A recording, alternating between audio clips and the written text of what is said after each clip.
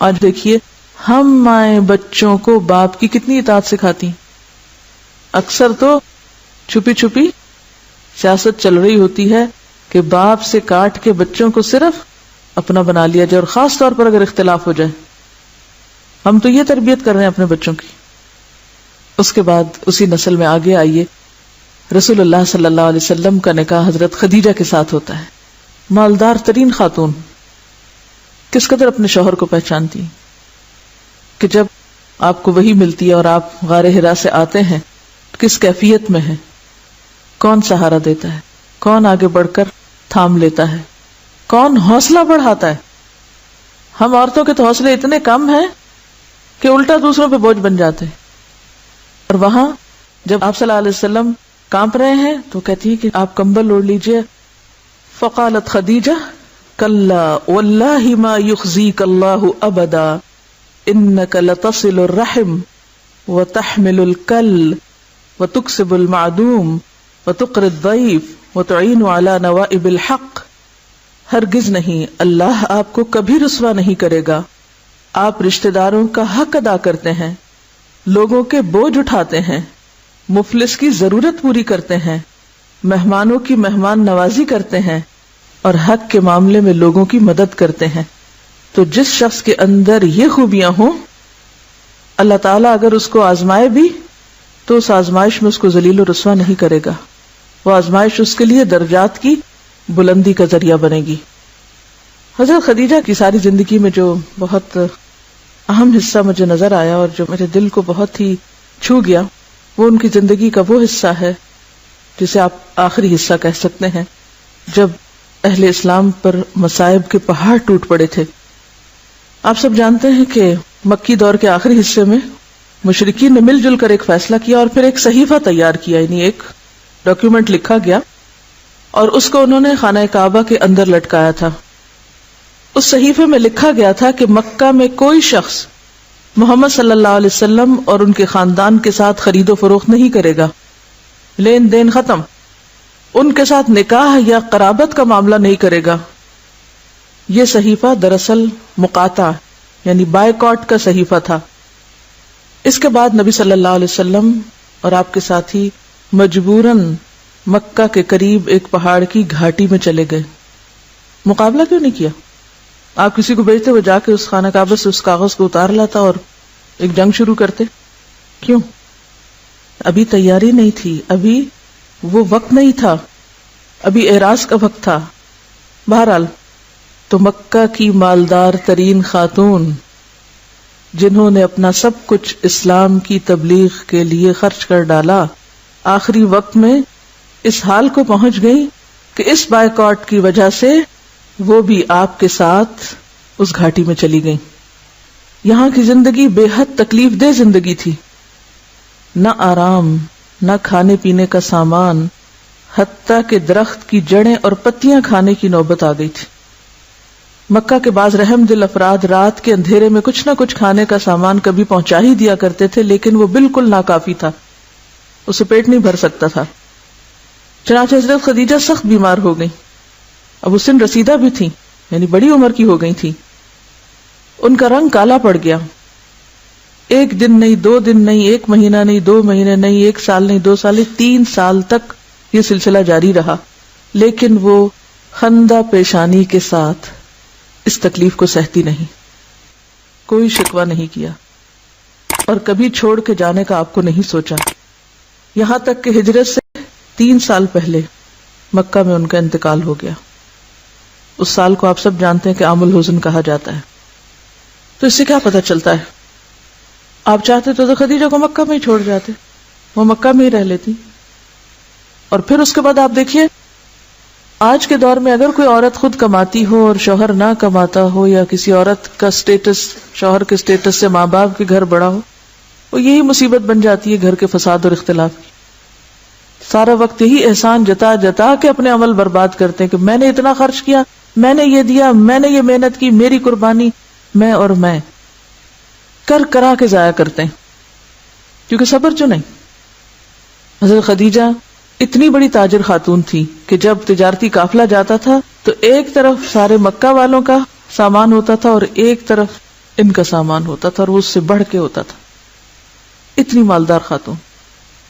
آپ صلی اللہ علیہ وسلم مالی اعتبار سے اتنے ساؤنڈ نہیں تھے، لیکن ایک دن وہ خاتون کہیں کچھ بھی اپنے آپ کو ظاہر کرتی نظر نہیں آتی، بلکہ اپنا سب کچھ خرچ کر ڈالتی ہیں اسلام کی تعلیم اور تبلیغ کے کام میں. اسی لیے تو اللہ تعالیٰ کی طرف سے سلام آتا ہے حضرت خدیجہ کو. جبریل آ کے سلام دیتے ہیں اور جنت میں موتیوں کے محل کی بشارت دیتے ہیں. حضرت خدیجہ کے بعد آپ صلی اللہ علیہ وسلم نے کس سے نکاح کیا تھا؟ حضرت سودا سے کیا تھا، لیکن اس کے بعد آپ نے حضرت عائشہ سے نکاح کیا تھا جب وہ 6 سال کی عمر کی تھی، اور رخصتی ہوئی تھی ان کی جب وہ 9 سال کی عمر کی تھی. حضرت عائشہ کون تھی؟ حضرت ابوبکر صدیق کی بیٹی تھی. جس طرح اللہ تعالی نے حضرت مریم کے پاس فرشتہ بھیجا تھا اور اس نے آ کے خوشخبری دی تھی، اے مریم اللہ نے تجھ کو چن لیا، اسی طرح نبی صلی اللہ علیہ وسلم کو خواب میں دکھایا گیا تھا. جبریل علیہ السلام حضرت عائشہ کو ریشم میں لپیٹ کر آپ کے سامنے انہوں نے پیش کیا تھا. یہ اللہ کے حکم سے نکاح ہوا تھا. اس میں وہ ساری خرافات اور باتیں کہ اتنی چھوٹی لڑکی سے شادی کر لی اور پھر رخصتی ہوئی اور یہ کیا ہوا اور کیوں ہوا، اس میں حضرت عائشہ کی رضامندی بھی شامل ہے، اللہ تعالیٰ کی طرف سے حکم بھی ہے، جبریل علیہ السلام آپ کو دکھا بھی رہے ہیں. یہ سب اللہ کا فیصلہ ہے. اور 9 سال کی عمر میں وہ اتنی میچور ہیں کہ بڑی بڑی عمر رسیدہ خواتین کو پیچھے چھوڑ جاتی ہیں علم و حکمت میں.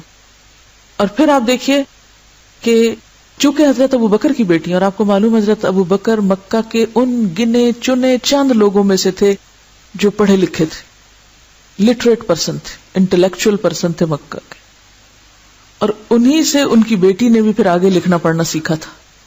یہ آج کے اصطلاح میں انتہائی اعلیٰ تعلیم یافتہ گھرانہ تھا جس کی ایک بیٹی پیغمبر کے نکاح میں آ رہی ہے.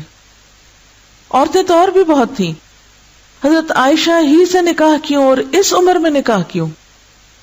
یہ ہم سب جانتے ہیں کہ زندگی کے ابتدائی سال سیکھنے کے لیے انتہائی مفید ہوتے ہیں. کہتے ہیں نا کہ چھوٹے بچوں کا ذہن جو اسپنج کی طرح ہوتا ہے، ہر چیز جذب کرتا چلا جاتا ہے. جتنی بھی اور خواتین تھیں حضرت عائشہ رضی اللہ تعالی عنہا کے علاوہ، وہ سب پہلے سے شادی شدہ تھیں یا پھر میچور تھیں یا ان کا ایک ذہنی سانچہ بن چکا تھا. جبکہ حضرت عائشہ رضی اللہ تعالی عنہا نے دور اسلام ہی میں آنکھ کھولی، ابوبکر جیسے باپ کو پایا جو کہتے ہیں کہ ایک دن ایسا نہیں گزرتا تھا جب میں نے آپ صلی اللہ علیہ وسلم سے ملاقات نہ کی. حضرت عائشہ کہتی ہے کہ ایک دن نہیں ایسا ہوتا تھا جب آپ ہمارے گھر نہیں آتے تھے. دن رات حضرت ابوبکر صدیق اور حضور صلی اللہ علیہ وسلم کی ایک طرح سے رفاقت تھی، اور وہ اپنے باپ کے ساتھ آپ صلی اللہ علیہ وسلم کے سارے طریقوں کو دیکھ رہی ہیں، سارا دور ان کے سامنے ہے. پھر جب وہ نکاح کے بعد آپ کے ساتھ آتی ہیں تو دن اور رات آپ کے ساتھ ایک طرح سے مسجد نبی کے ساتھ حجرہ ہے، سب کچھ سیکھ رہی. جب ایک ذہن ایک خاص طرح سے بن جاتا ہے پھر اس کو توڑ کے ڈی کنڈیشننگ اس کی کر کے پھر اس کو کچھ سکھانا مشکل ہوتا ہے. اور ایک بچہ ایک خاص انداز میں بچپن سے ہی سیکھتا چلا جاتا ہے تو جتنا وہ یاد رکھ سکتا ہے، جتنا وہ محفوظ کر سکتا ہے، اور پھر صرف دن کو نہیں رات کو بھی تہجد کے وقت، جیسے ایک حدیث میں آتے حضرت عائشہ کہتی ہیں کہ آپ صلی اللہ علیہ وسلم فجر کی سنتوں کے بعد اگر میں جاگ رہی ہوتی تھی تو مجھ سے بات کر لیتے تھے، اگر میں نہیں جاگتی تھی تو پھر آپ لیٹ جایا کرتے تھے. تو وہ آپ کا ایک انٹلیکچوئل پارٹنر بھی تھی. کتنی بے شمار حدیثیں ہیں جس میں حضرت عائشہ رضی اللہ تعالیٰ عنہ سوال کر رہی ہیں، کوسچنز کر رہی ہیں، اور پھر لوگ حیران ہوتے تھے کہ آپ کے پاس اتنا علم کہاں سے آیا. وہ سب کچھ انہوں نے کچھ اپنے والد سے سیکھا تھا اور کچھ آپ صلی اللہ علیہ وسلم سے اور کچھ ان لوگوں سے جو آپ کے پاس آیا کرتے تھے، مختلف طرح کے وفد وغیرہ. اس سارے علم کے ساتھ اگر یوں کہا جائے کہ علم نبوت کی اصل وارث حضرت عائشہ بنی تو یہ مبالغہ نہ ہوگا. مرد حضرات کو بھی آپ سے سیکھنے کا موقع ملا، لیکن اتنے مواقع نہیں ملے جتنے حضرت عائشہ رضی اللہ تعالیٰ عنہا کو ملے، جو دن رات آپ سے سیکھتی تھی. چونکہ بالکل حجرہ ساتھ تھا مسجد کے، اگر آپ میں سے کبھی کسی نے دیکھا ہو مسجد نبی کو موجودہ دور میں بھی تو آپ نے دیکھا ہوگا کہ ممبر اور آپ کے کمرے میں کتنا فرق تھا. لہٰذا آپ جب باہر لوگوں سے ملاقات کر رہے ہوتے تھے، کچھ سکھا رہے ہوتے تھے، تو وہ اندر سیکھ رہی ہوتی تھی سب کچھ، اور انتہائی ذہین تھی، لکھنا بھی جانتی تھی، پڑھنا بھی جانتی تھی. اسی لیے آپ کے بعد تقریباً 48 سال تک، گویا نصف صدی تک، عورتوں اور مردوں کو سکھانے کا کام حضرت عائشہ رضی اللہ تعالی عنہا نے کیا. اس پر میں 1-2 کوٹیشنز آپ کو ریفرنس کے ساتھ بتاؤں گی. ابن عبد البر کا حضرت عائشہ کے بارے میں ایک قول ہے کہ حضرت عائشہ 3 علوم میں یکتائے زمانہ تھی، کوئی ان کے برابر نہیں تھا. علم الفقہ، علم الطب اور علم الشعر. فقہ، طب، فقہ کہتا ہے دین کی سمجھ، وہ خاص یعنی فروعات کا علم نہیں، یہاں دین کی سمجھ کا معنی. طب اور شعر. لوگوں کو حضرت عائشہ کی واقفیت شعر و ادب سے کہیں زیادہ ان کی طبی معلومات پہ حیرت ہوتی تھی. ابن ابی ملیکہ نے آپ سے کہا کہ آپ کی شاعری پر ہمیں تعجب نہیں ہوتا، آپ کی شاعری پہ ہمیں تعجب نہیں ہوتا کیونکہ آپ حضرت ابوبکر کی بیٹی ہیں اور یہ ان کا ادبی ذوق تھا تو وہ آپ نے ان سے لیا جن کی فصاحت و بلاغت مانی ہوئی تھی. لیکن طب آپ نے کہاں سے سیکھ لی؟ اتنی طبی چیزیں آپ کو کہاں سے معلوم ہے؟ جواب دیا کہ حضور صلی اللہ علیہ وسلم کو جب کوئی تکلیف لاحق ہوتی تو باہر سے حاضر ہونے والے وفود اس کا علاج بتاتے تو میں اس کو یاد کر لیتی تھی. آپ کی حساب دانی کا یہ حال تھا کہ اکابر صحابہ آپ سے میراث کے مسائل دریافت کرتے تھے. بہترین میتھمیٹیشین بھی تھی. حضرت ابو موسیٰ اشعری نام سنا ہوا؟ صحابی ہے نا، یہ بہت فقیہ اور عالم صحابی ہیں. حضرت عائشہ کے علم و فضل کے متعلق اپنا اور اپنے جیسے دوسرے ساتھیوں کا تجربہ بیان کرتے ہیں. لکھتے ہیں ہم اصحاب رسول کو جب کبھی کسی حدیث کے معاملے میں کوئی مشکل پیش آئی اور ہم نے اس سلسلے میں حضرت عائشہ سے دریافت کیا تو دیکھا کہ ان کو اس کے متعلق علم ضرور ہے. یعنی جہاں ہمیں مشکل پیش آتی صحابہ کرام کو، اور یہ ابو موسیٰ اشعری تو خود ایک عالم ہے، وہ کہتے جب ہمیں مشکل پیش آتی تو ہم حضرت عائشہ کے پاس چلے جاتے اور وہاں سے ہمیں جواب مل جاتا. پھر اسی طرح عروہ بن زبیر وہ کہتے ہیں میں نے حضرت عائشہ سے زیادہ قرآن اور فرائض، حلال اور حرام، شعر و ادب کی تاریخ اور ان کے حسب نسب کو جاننے والا کسی اور کو نہیں پایا.